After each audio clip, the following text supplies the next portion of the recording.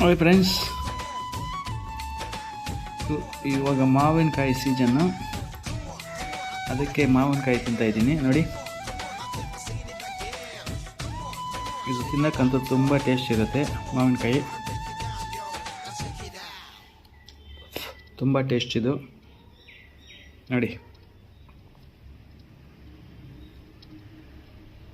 ಸೂಪರಾಗಿರುತ್ತೆ ಇದು ತಿನ್ನೋಕ್ಕಂತ.